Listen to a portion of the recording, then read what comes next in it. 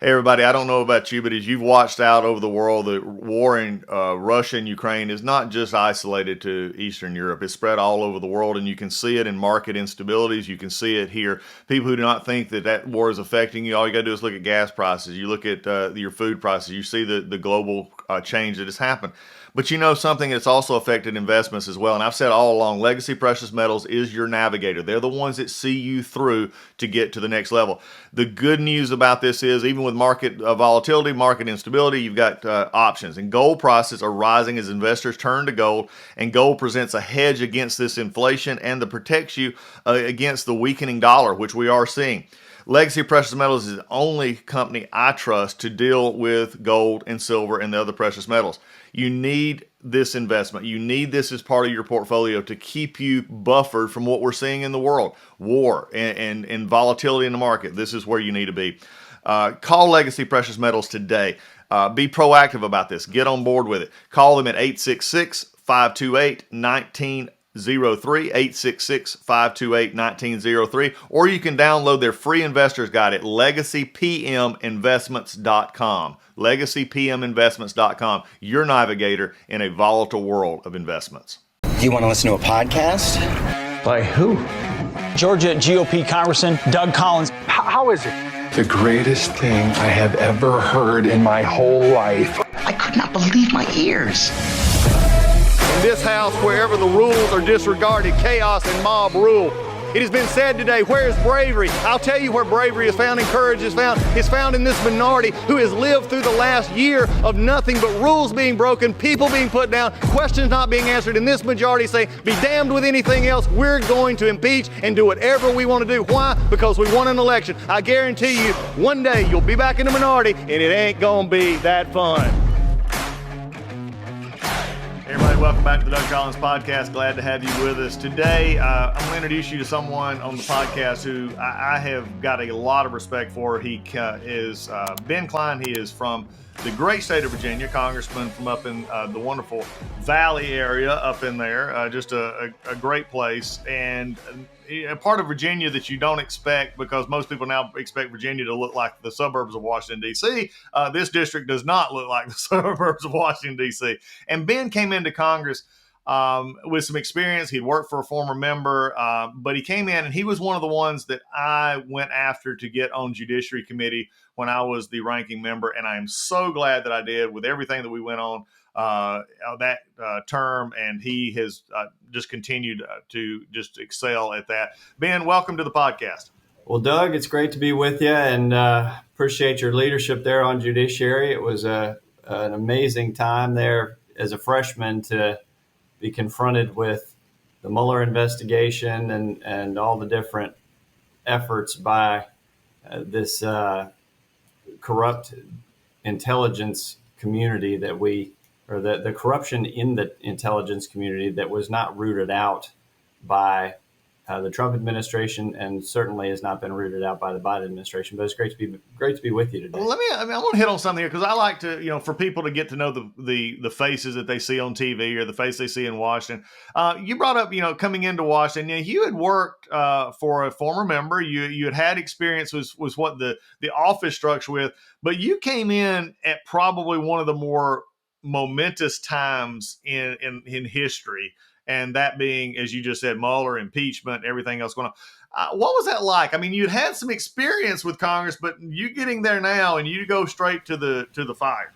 No doubt. It was not anything like I had experienced working for my predecessor for nearly a decade there back in the 90s. They were a little more cordial. There were a lot of Southern Democrats who were voting like Republicans. When Republicans took control of the House under Newt, they were aggressive and pushed the contract with America and a number of other reforms. But there was a difference because, even after Bill Clinton was impeached, he had Dick Morris. He went after triangulation and all that stuff. And so there was more of a effort to reach across the aisle. So we got welfare reform back in the 90s in large part as a result of that. But But no, this Congress under Nancy Pelosi, led by the squad, starting in 2019, it was a different kind of experience being in the minority, watching the liberal left try and steamroll their agenda through. Well, hopefully you're going to be able to experience a little bit on the majority side here after November. I tell people all the time, and they seem to forget this, because the 8 years that the Democrats have been in power since really 92, 30 years, they've only been in power 8 years. But what they've done with those 8 years has been devastating in many ways to the country, from Obamacare, Dodd-Frank, the infrastructure issues, the giving away money in COVID. And I think this is where they've overplayed it, because they know that long-term policy will stick around, because Congress is so hard to act to repeal things. Your district, this is something I think that's become an issue in the campaigns this year, is the disconnect between Washington and districts, individual districts, whether it be Republican or Democrat. Tell everyone a little bit about your district and what makes it a little bit unique, especially even for Virginia, because most people just, they look at Virginia and Youngkin's election as just this anomaly, but the vast majority of Virginia is very conservative. It is. It took all of red Virginia to turn out in record numbers to overwhelm the liberal Northern Virginia component to elect Glenn Youngkin our governor. I joked that he was either going to lose by 10 or win by 2, and he ended up winning by about 1.5. And it's because he tapped into not just the outrage on the right over the march by the liberal left to undo all of the traditions and values of what has made America great, but also the suburban moms and the folks up in the suburbs of Washington who were just starting to become aware of what was being taught during COVID to their kids, the woke agenda being pushed in these liberal school divisions in moderate suburban areas. And so when these parents found out that their kids were being taught, they weren't necessarily being taught CRT, because as has been pushed by the left, that's a grad school level course. But their teachers sure were being taught CRT, and they were implementing CRT into their lesson plans at the district level. And so they were mad. They went to their school boards to try and express their anger, and they were thrown out, or worse, arrested, branded domestic terrorists by the Attorney General Merrick Garland, and they weren't having it anymore. So Glenn Youngkin tapped into that, and that's why he's our governor today.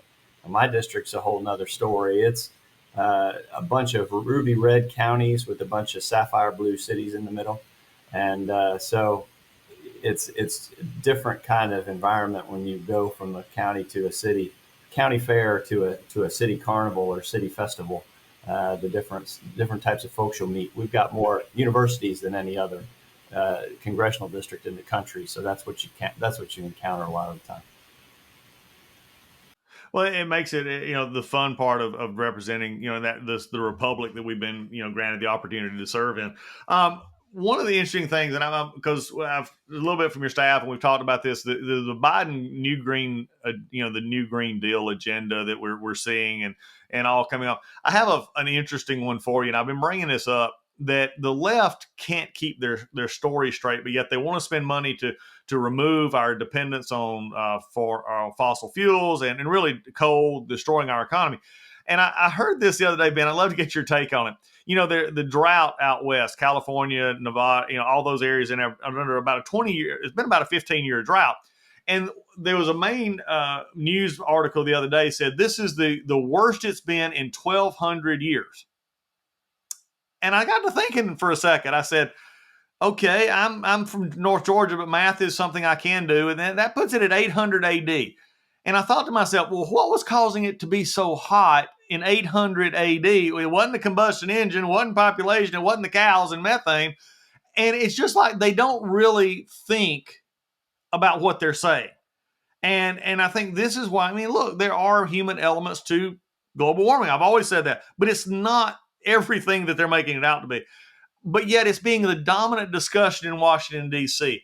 I mean, is it really, as it appears now, I know it was when I was there for a little while, but you as well, it looks like it's ramped up this term, that everything is about getting something done because, one, they're fearful of losing the House, but they're very committed to this ideological position. Well, and you didn't, you put just the right terminology there when you said destroying the economy. They're trying to roll back the Industrial Revolution.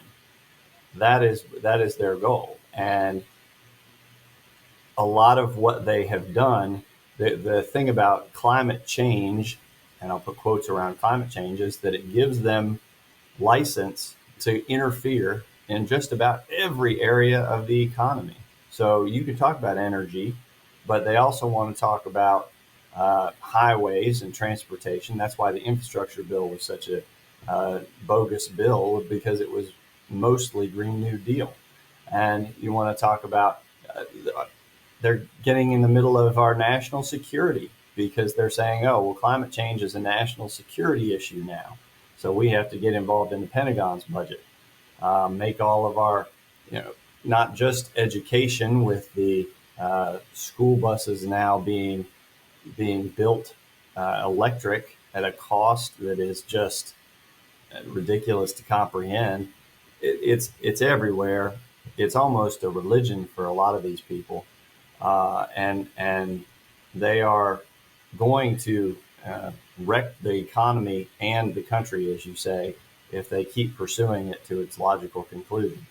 Well, it is amazing, Ben. And one of the things that just infuriated a lot of people is, look, there's been issues in cities and where roads were planned and in developments and industrial developments in a history, that you have dividing of communities, by race and others. But this idea that you're passing an infrastructure bill and your main key component is racial justice of roads, it goes over the top.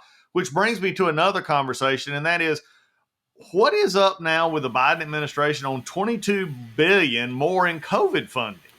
That is a pretty ridiculous request on their part when they've got so much left over.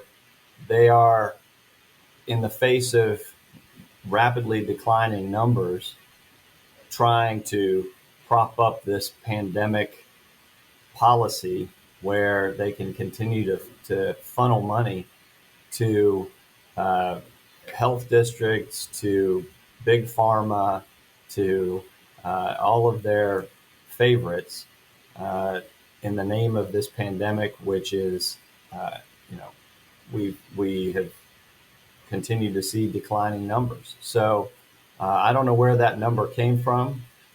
I think that if I never have to wear another mask, it'll be a happy day. And for them to continue to push for more PPE and more masking and more all this stuff is just the wrong direction. And so I don't think there's going to be support for it in Congress among Republicans, or for more money for Ukraine, or for attaching even a gay marriage bill to a funding bill. I think there's talk of that, but that's been discounted by Republicans and Democrats. Is there any hope, Congressman? I mean, looking at the issues with climate change, we'll revert back to climate, this new Green Deal issue. I mean, California right now is sort of living proof that we're nowhere close to their new green utopia. I mean, you got the governor and their legislature out there said by 2035, I think it is, no gasoline powered cars, all this electric. And right now, they honestly are having to tell people not to charge things and not to use electricity. Does the Democrats in D.C. see this as, are they saying, well, this is just what we have to do? Are they seeing how absurd this position really is? Their policies are so detrimental, but their solutions are just as bad. So they create the problem, and then when they realize that there's a problem, they think that more government, more of their liberal policies are needed to solve the problem.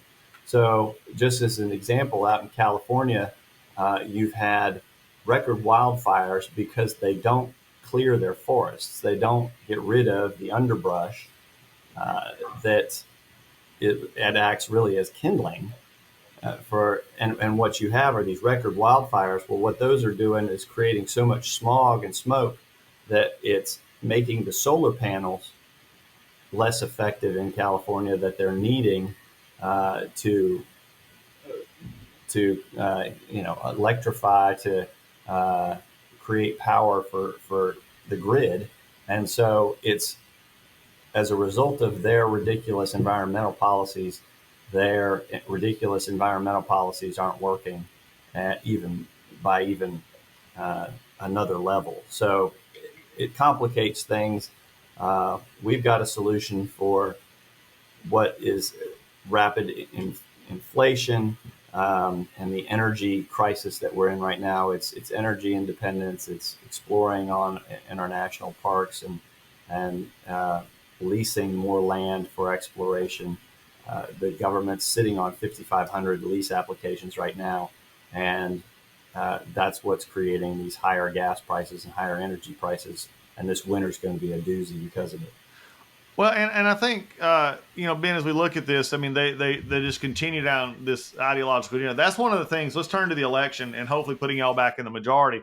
I think that we're going to have a committed Republican caucus that is committed to getting things done, even if it is uncomfortable for some on the left, on the different positions of the Republican caucus.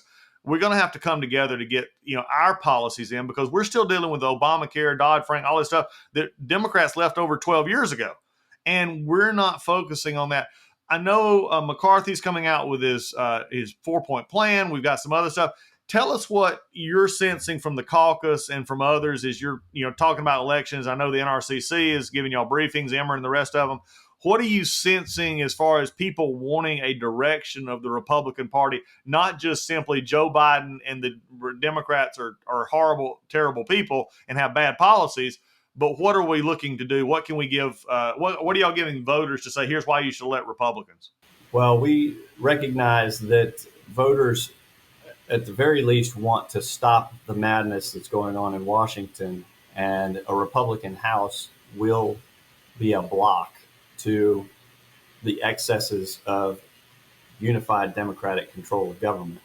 But they don't want us just to stop there. They don't want us to only prevent the Democrats from implementing liberal policies. They want conservative policies implemented. So we're not going to get there if all we do is win the House. We're not going to get there in the last 2 years of a Biden administration unless we have a record turnout and a record gain in the House and Senate, and Biden decides to pivot like Clinton did back after he lost the majority and in '94.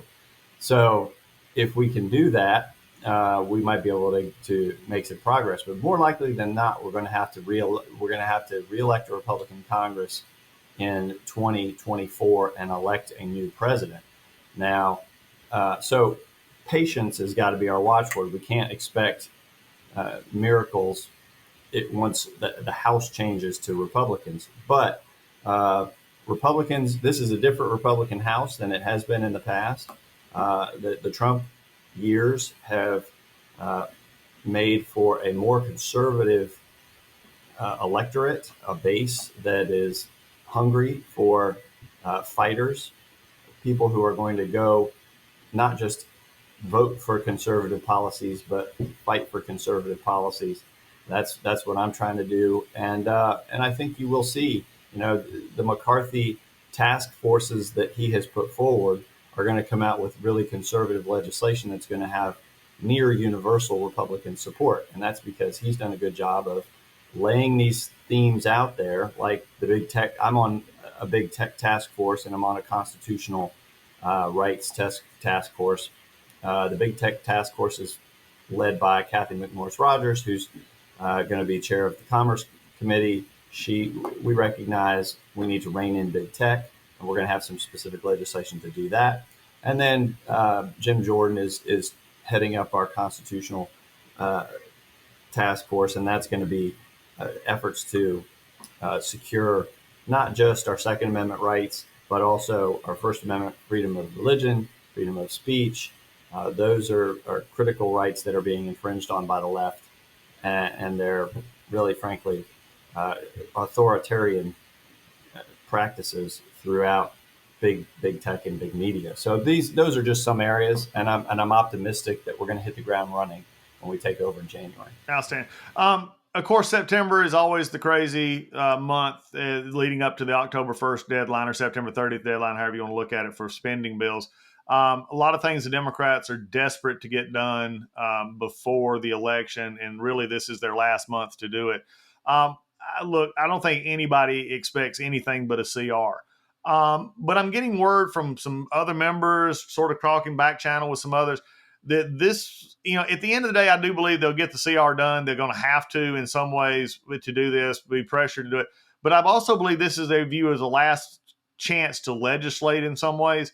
What should Americans be looking for, and our podcast should be looking for in the next few weeks in Washington, dealing with the CR and dealing with some of the things you've already mentioned, possibly being attached to this? What concerns you? What are y'all looking for, and how can you maybe help stop some of it?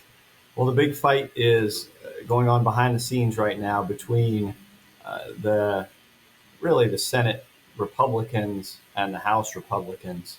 Senate Republicans are fine with a short-term CR that gets us past the election, but not into the next year when we take over the House. They're satisfied with just a short-term month or two to get us to mid-December, where the big spenders on both sides of the aisle in the Senate can cut a big omnibus deal and fund the government. What conservatives in the House are saying is, no, we want a CR that gets us into the new Congress mid-January, and then a Republican Congress can negotiate on the final legislation what the omnibus spending bill will look like. Will it include COVID money? Will it include Ukraine money? Will it include a gay marriage authorization or whatever they're talking about doing? I don't think it will include much. I think it will be clean. The question is, how long will it be? Well, folks, Ben is laid out, Congressman is laid out for, really it's going to be a busy September, but also I think a vision for what can happen if the Republicans do take back over the House, hopefully get the Senate, still be the triangulation with the White House because Biden will still be there for 2 more years. But I think long term, we've got to do a better job looking at that. Congressman, thanks for being a part of the podcast. You gave some great information, and now you got to go to work. All right. Thanks, Doug. It's great to be with you, and look forward to hopefully winning a majority this fall and this November, and continuing the great leadership that you showed. No, thanks, man. Folks, that's Doug Collins Podcast. We'll see you again soon. Hey, everybody, MyPillow, I just wanted to let you know, MyPillow is having the biggest sheet sale of the year. You'll have to help. You have all helped build MyPillow into an amazing company that it is today. And now Mike Lindell, the inventor and CEO, wants to give back exclusively to his listeners. The Percal bed sheet set is available in a variety of colors and sizes, and they're all on sale. For example, the queen size is regularly priced at $89.98, but it is now only $39.98 with our listener promo code. Order now because when they're gone, they're gone. You're not going to be able to get it. These Percal sheets are breathable. They have cool, crisp feel. They come with a 10-year warranty, 60-day money-back guarantee. Don't miss out on this incredible offer. There's a limited supply, so be sure to order now. Call 1-800-986-3994. Use the promo code Collins, COLLINS, or you can go to mypillow.com, click on the radio listener square, and use the promo code Collins, COLLINS. Lisa and I sleep on these sheets every night. You will want to have them as well. They're a wonderful product. Go right now, either 800-986-3994, code word Collins, or go to mypillow.com. Also use the code word Collins to get this discount. You will not regret it.